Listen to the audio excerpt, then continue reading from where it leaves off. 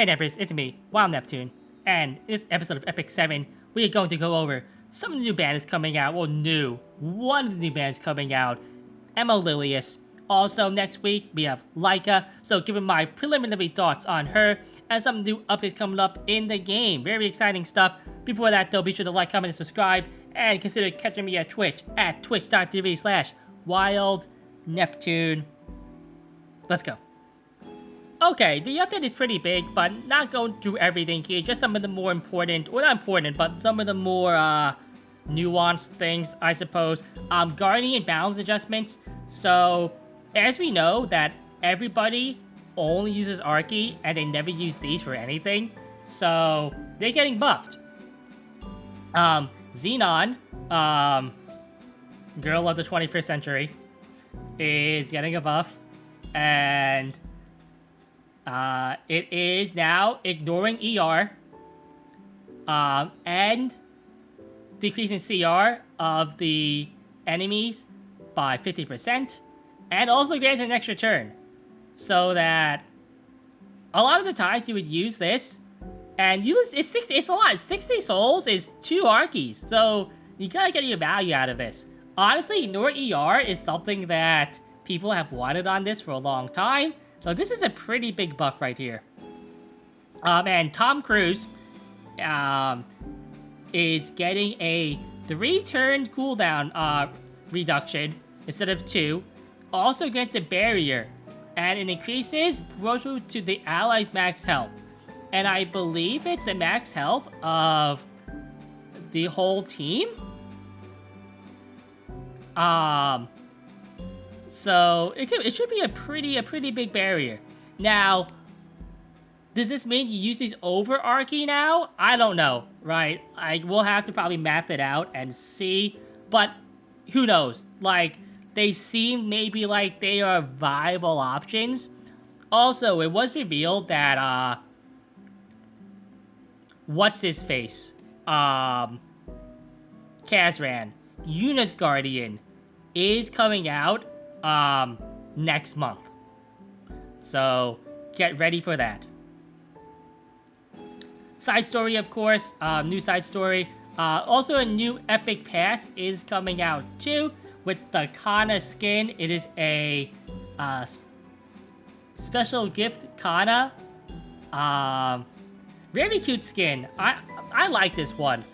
I'll probably buy this one, and I don't buy all the skins. But like all other epic passes, 900 for the premium rewards and 1800 for both that and for the skin. So the rewards are the same as before. If you have the Sky Stones, I recommend that you at least pay the 900. And if you like the skin, well, you should probably pay the other 900 too to get the skin. So there is going to be a Christmas buff and free and equip event that is going to be happening. So Spirit Altars, then Hunt, then AP, then all the buffs. Keep in mind, too, that we also know we're getting another buff event the week after. So even if you can't really farm a lot in this one, don't really worry, because there is one next week. And I personally don't have enough leaves to do both weeks. So you'll kind of choose one, like whichever one is like good for you. Maybe do like a little bit each time, right? It's a holiday, people are busy, can't always be playing Epic 7. So it's good that they give you the opportunity to spread out the leaf giving or spending, I suppose. There's also going to be a 7-day check-in. So Emil Gold, Terra Phantasma, 12 leaves. I don't know why it's 12. This here, what is this? Friendship items, okay. 25 bookmarks, 2 molas, and a random 5-star hero. And she's finally here. Command Model Laika. Earth Ranger. So very high attack here for a Ranger. Other stats are right here. Effectiveness, concentration. So take a look at her skills. S1 is supporting fire. So covering fire is Landy's S1. It is basically ML Calrix S1. It is a CR increase for the caster and a random ally, so 10% at base. 15 with the Molas. So basically a combined 30% CR boost on the S1, which isn't bad. A S2 is Strike Order. So this is a non-attack skill. So herself doesn't do any damage. However, it will target the enemy for 2 turns. 100% with the Molas. Increase attack of the ally except for the caster with the highest attack. And this is important because, remember, she also has high attack. I kind of would have maybe liked this to be herself and the ally with the highest attack besides herself, but you know. And it's a 2-turn attack buff. It also decreases the skill cooldown by 1 turn. I'm assuming it means of this skill. So this is 4 turns, 3 turns, so 2 turns. So you can use this every other turn as long as you use this whenever it's up. Before triggering a dual attack. It doesn't say a dual attack with the ally with the highest attack. I hope that's what it does, because this is a lot worse if it doesn't do that. So very similar to like A-Roz's S2.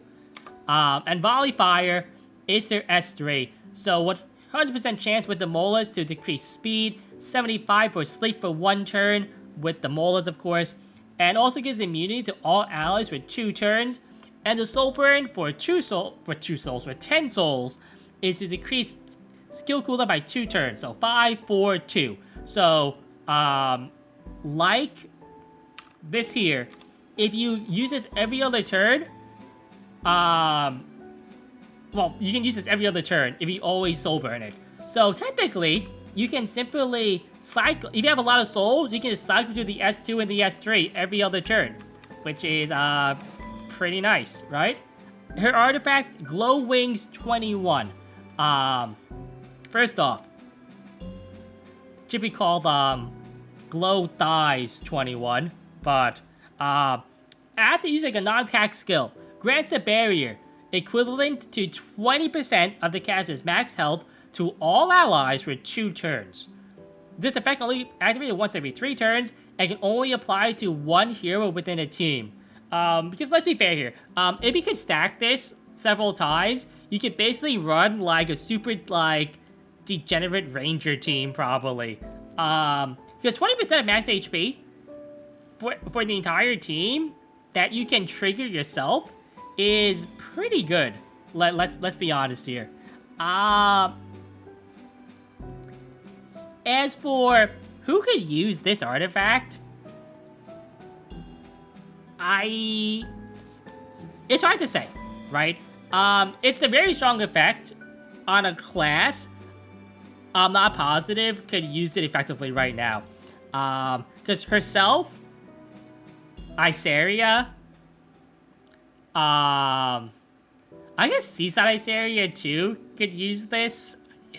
Is that good? No, you know, like this thinking here. What do I think about her? Is she gonna be good? Where she can be used? I'll go a little briefly here, as next week I'm gonna put in a little more thought into this and come up with pull or not pull. But this is just my first impression after seeing her kit for the first time. Well, technically I saw it a while ago, right? But this is the first time I've really looked at it more in detail. In the video, they show her being used in Katie's, and I guess it's okay. I want to say there's like a 3-star you can use in Katie's, and you can use in Katie's instead. Now, what 3-star this is, I actually don't know, because I one-shot Katie's, so I'll be honest, I don't know the fight that well in terms of how a slow comp actually goes. But when I look at 5-star heroes, of course, you're going to be looking at PvP, because you do want to invest molas into them to take advantage of all their effects. Is she going to be good in PvP? So, the most similar unit to her is A-Roz, right? As her S2 is basically A-Roz's S2 with very slight differences. And her S3 is it's not A-Roz's S3, but it gives immunity instead of, say, the defense buff to all allies. But it has like more like added stuff too. So in a way, like A-Roz gives immunity, she gives immunity, right? A-Roz dual attacks with the highest attacks that she does too. A-Roz gives defense break for 1 turn, she gives target for 2 turns. So there is a lot of overlap. And A-Roz has consistently been at least a viable pick. He's not the top tier pick, right? But he is somebody that you can pick. And maybe Leica will fall into that category where she's somebody that you can pick. But probably will not be your first pick, as she's not really a carry, and they're proven to be better supports in the game, right, for PvP. So she just feels like a unit that is solid, right? A unit whose kit is good, but it doesn't like blow you away in being completely broken. Maybe in a week, when I think about this more, I'll change my mind. But right now, I would say that she's fine. Her artwork, though, is definitely really good. Watch the video, too. Her lobby animation looks amazing. So, okay, so everybody went over her a little bit last time I was here. But Conqueror Lilias, she has stats right now. Light Warrior, high speed of 121. Rest of her stats as shown. But let's take a look at her kit. Her S1 is simply a dual attack with a random ally, so just like her normal counterpart, Fire Lilias. Her S2 cover, it is a provoke, so not any provoke, but redirected provoke. It gives herself a barrier and a barrier to the ally with the highest max HP that is not her. This means that if she has the highest HP, she has the barrier for the provoke. If I landed here, there we go. And if somebody else has the highest HP, well, they also have the barrier, so that they take a little bit less damage from being attacked so many times. It will also decrease CR of the target by 25%. The S3 is pretty loaded, so what it does, it gives herself, or her whole team, a Vigor buff, which is a undispellable buff for 2 turns, and it increases attack and defense by 30%. It will also decrease buff durations on the enemy by 1 turn. It will decrease their attack for 2 turns. Sorry, for 2 turns? Yes, for 2 turns. And will also grant the caster an extra turn. So this means that she can strip off the immunities and then get the extra turn and go into the provoke right away. So nifty little combo right there. Now, a couple of use cases maybe on how she's going to be used. Personally, I think that she's going to be built one of 2 ways. One, as a main speed contest, because 121 is pretty fast. It's fast enough to be a unit that you will use to simply try to outspeed like AOLs, fairy tales, things like that. Keep in mind though that even though 121 is very fast, the primary cleave is Ran Caesarea, and Ran is usually run at like pretty fast, as he has the highest space speed. So it might not always be in the cards for you there. You should know who you are by now if you actually have speed gear to be running straight on speed contests against cleave versus trying to beat them in another way, right? The other way I see it being used is similar to the more bulky, say, AOL/Fairy Tales, where her speed is dropped down to like, say, 270-ish, so still fast enough to go before things like, say, Emilia's. Maybe even a little bit faster than that, as her base speed is higher, so like 275, 280, so you can probably 50% some of the other AOLs, or maybe like Fairy Tale, stuff like that, to get the jump on them. And besides that, they're kind of used in the same way as a disruptor of sorts. A couple use cases here that she has is that her S3 does decrease durations of buffs by 1 turn, like I said. So this means that, let's say you find a Rimuru team, well, take away some of their buffs right away, make him a little bit weaker, and then potentially trigger his counterattack as Vigor and other undispellable buffs will trigger his counterattack as it is a buff. However, he cannot copy these buffs. So, good to know there. Also, the Soul Burn for the S2, if you have it available, it can stop things like Emerald Cavalry, at least for a turn. And 2 turns for Redirected Provoke is pretty nice overall. Remember, no ignore ER, but that's the price you gotta pay, I suppose, for the 2 turns instead. As for her counters, so like I said, she's similar to AOL and Fairy Tail, and most things that do well against them will do well against her. So mainly cleansers, especially high ER cleansers, are gonna be relatively strong into her and a lot of comps that she's gonna run with, in my opinion. As for what comps she's gonna run with, I think a lot of her setups are gonna be somewhat similar to AOL or Fairy Tail comps. Maybe with like swapping out a DPS that they usually run for something bulkier to take more of those redirected provoke hits. A problem that a lot of Fairy Tail comps had was that they lacked longevity. So a lot of the times, if the enemy team was tanky enough, they could just kind of stall out and they'll win, because at some point, when they actually take turns, if you don't have enough firepower right away to win the game within that like couple of like 1 to 2 turn period you basically have no chance. And I feel like Emma Lilias with her Vigor buff is going to help in that area, either to close out games or to make it so that you have a little more longevity in those games that you can't win right away.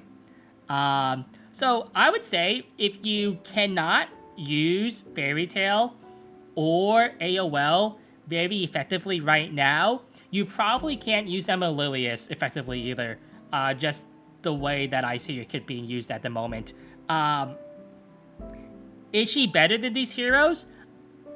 In some ways, yes. Some ways, no. She's, again, similar, but she is different. She has a slightly different use case. I think a little more offensive minded compared to Fairy Tail and AOL. Like, AOL and Fairy Tail, they have more disruption. But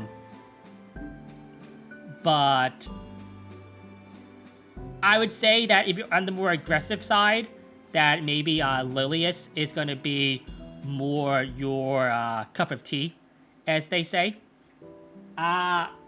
Is she worth pulling for, though? No, because it is Mystics, and these don't really grow on trees or anything like that. I would lean towards yes. I would say that she is worth using your pity on. Maybe not this week, unless you're at pity, right?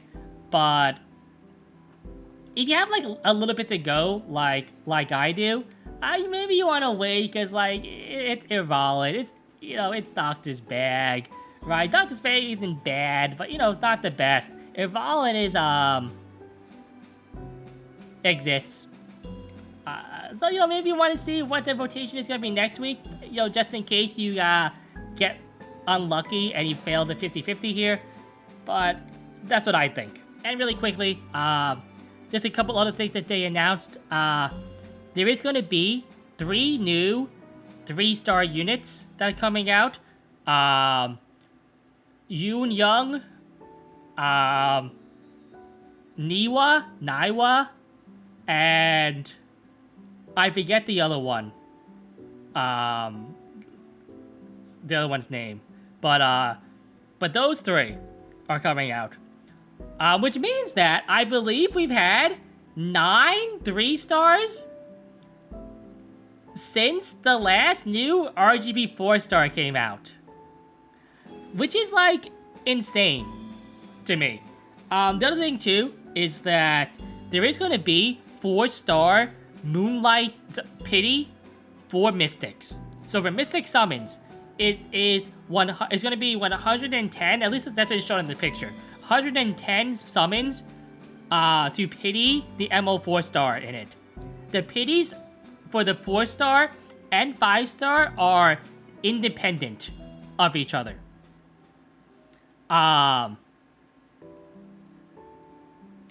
Also, they showed a lot of the new guild inheritance thing. So, like the co-op guild dungeon thingy. That's not going to be in the update right away. So, as that gets closer, I'll go over that a little bit more. But it was a lot, so too much for this one video, right? Anyway, that is it. This is probably going to be maybe the last video. Maybe I'll post a video on Christmas, but if I don't, Merry Christmas to everybody. Hope you all have excellent times. I'm Wild Neptune. It's been a good one. Nep out.